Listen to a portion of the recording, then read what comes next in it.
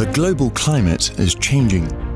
Our use of fossil fuels creates greenhouse gases which rise up in the atmosphere, resulting in higher air temperatures. Drainage of wetlands, logging, and forest burning are other activities that increase the greenhouse effect.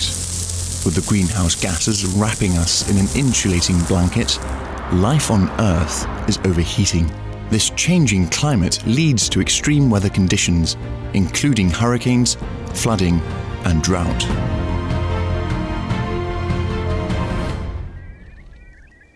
The greenhouse effect is a threat to living conditions on Earth. However, peatlands can help slow down this process. Peatlands act as an efficient storage for carbon dioxide, one of the greenhouse gases. And the more carbon dioxide we can put into storage instead of into the atmosphere, the more stable our climate will become. Moser er værdifulde for klodens klima, fordi de lagrer tørv. Den CO2 eller det kulstof, der ligger i tørven, det er jo kommet fra atmosfæren. Så altså ved hjælp af fotosyntese, så trækker planterne kulstof ud af atmosfæren og lagrer i tørv. Så derfor har det sådan en kølende effekt for vores klima og danne tørv. Så der er trukket rigtig, rigtig store mængder CO2 ud af atmosfæren og lagret.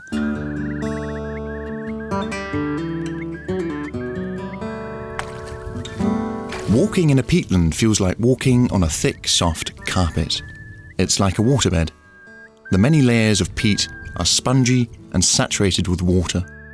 Peatland is a living ecosystem with two fundamental demands. It needs water and plants.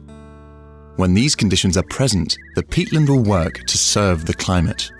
Planterne her, de fanger simpelthen ved fotosyntesen CO2 fra luften, som lagrer som forskellige kulstofforbindelser i planten, kulhydrater og stivelse og alt muligt andet.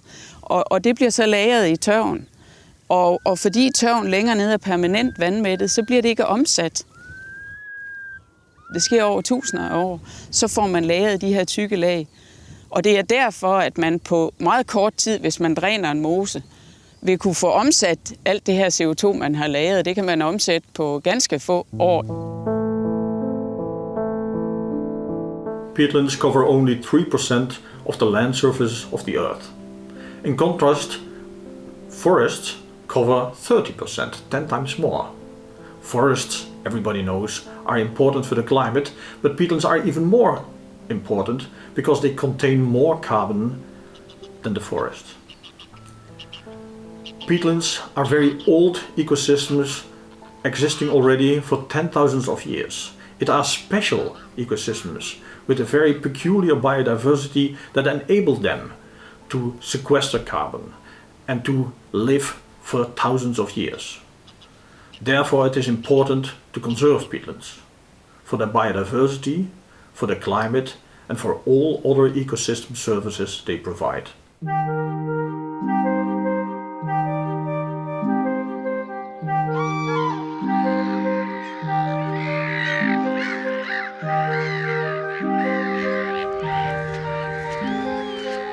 Balancen mellem vand, planter og tørv er altafgørende.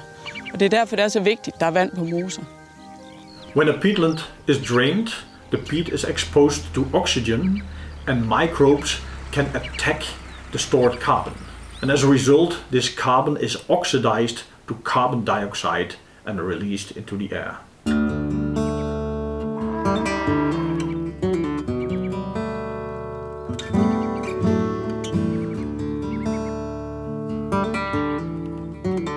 Drained peatlands release large amounts of carbon dioxide.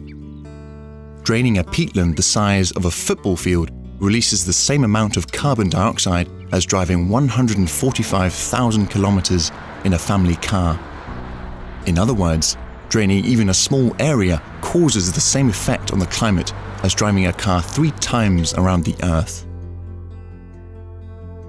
Drained peatlands have the same negative impact on the climate as coal-fired power plants, oil-fired heating, and petrol-powered cars. Peat should be considered a fossil fuel like oil, coal, and gas. The more peat is drained, excavated, and decomposed, the more carbon dioxide will be released into the atmosphere and the warmer the Earth will become. På europæisk plan kan man sige, at omkring 60% af moserne er drænet. Og på de nordisk-baltiske lande, der ser det en lille smule pænere ud, der er det lige under 50%. Men det er primært, fordi Norge og Sverige ikke har drænet nær så meget mose som de andre lande. På globalt plan, der har man kun drænet der har man drænet omkring 15% af moserne. Men det betyder rigtig, rigtig meget i det globale kulstofregnskab. Altså, det har givet et bidrag på omkring 5% CO2. The Nordic and Baltic countries are collaborating to promote awareness about the value of protecting peatlands. This is being organised by the Nordic Baltic Wetlands Initiative. The initiative is the voice of the peatland wildlife, and it is a regional collaboration under the Ramsar Global Wetland Convention. Finland is not only the land of 1,000 lakes. The country is also the land of 1,000 peatlands. Relative to its size, Finland has the largest area of peatland in the world. But more than half of the Finnish peatland has been drained, especially in the 1970s. The drainage was carried out to ensure more efficient forestry. However, in recent years, peatland restoration has begun in Finland. Draining ditches have been blocked and small dams have been built to keep water inside the peat. This allows the natural conditions of the peatland to recover. This in turn will benefit the global carbon dioxide balance. Denmark is one of the most cultivated countries in the world. Only a few % of the Danish peatland remain undisturbed. However, the Danish landscape is home to one of the largest raised bogs in the Western European lowlands. Its name is Lille Vildmose. It was the first peatland in the world to be internationally designated as a protected natural area because of its ability to bind and store carbon dioxide.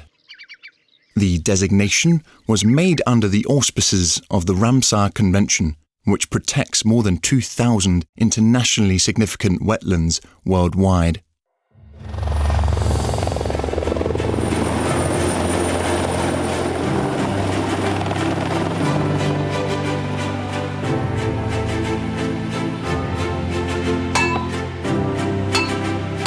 The Danish raised bog is currently being restored. After decades of peat extraction, drainage, and agricultural use, the process has been reversed. The bog is no longer being drained. Bungs and boarding have been dug into ditches and canals to retain the life-giving water in the peatland. The peatland has started storing carbon again, making room for a diversity of plants and animals. The flora and nature of the peatland are quietly working away to help mankind by storing carbon. The peatland is helping to prevent rises in the atmospheric level of carbon dioxide. In Estonia, several peatlands have been brought back to life in the past years, and more are to come. Many of the Estonian peatlands and wetlands have been drained in order to use the areas for farming and forestry. Drainage in the outskirts of the peatlands and in their surroundings is harmful to the wildlife and flora of the peatland. If the water level decreases, the peatland will dry out and the green cover will change. The change in vegetation may cause the peatland to grow into forest, thus making it even drier. So, once again, the solution is to keep the water level high. Then the vegetation will build up the peatland, layer by layer. As part of the restoration process, straw is spread out over the land to improve the microclimate for the sphagnum-creating mosses. The straw prevents the plants from drying out, while a new green cover is being established.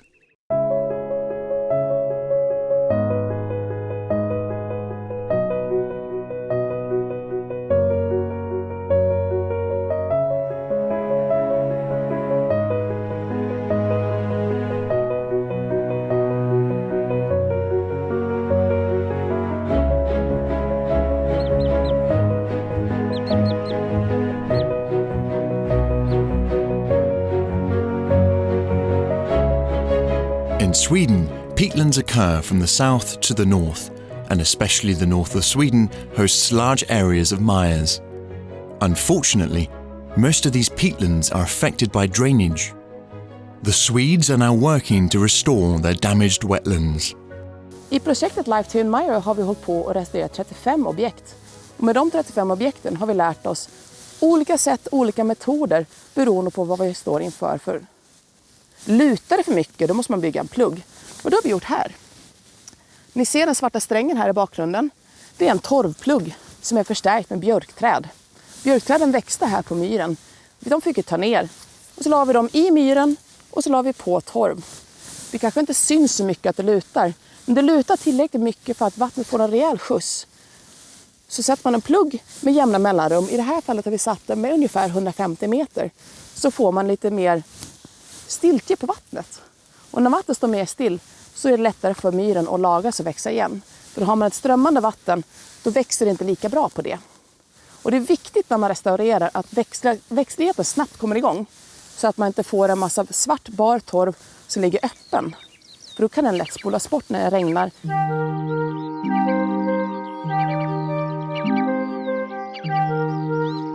Peatlands are vital habitats for a range of rare plants, birds, and animals.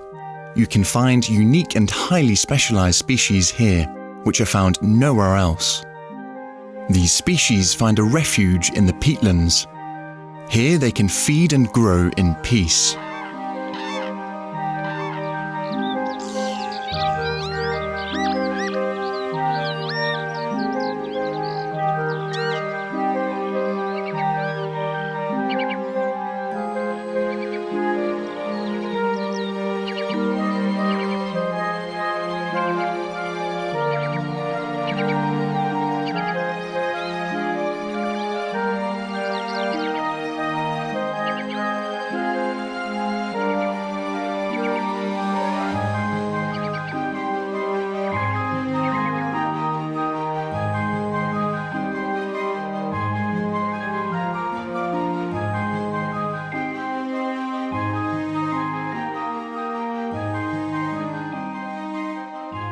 Det er rigtig, rigtig vigtigt at bevare de sidste rester af vores naturlige moser. Men vi har for lidt fokus på, hvor vigtigt det er for os. Man kan starte med at bevare alt det, som stadig er naturligt. Og så det, vi har drænet og opdyrket, det kan man sætte vand på igen. Alle de steder, hvor der stadig er tørv tilbage, det er rigtig værdifuldt for vores klima. Så få genoprettet resterne af moserne og få vand på igen.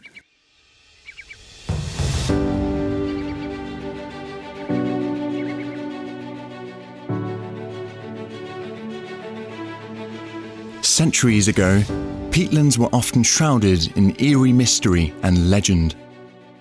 Today, we know that these wet landscapes help us halt the greenhouse effect. We have to strengthen our focus on peatlands. We have to conserve what is still good, and we have to restore what we have destroyed. Peatlands must be wet. For the peatland, for the people, for the climate, forever.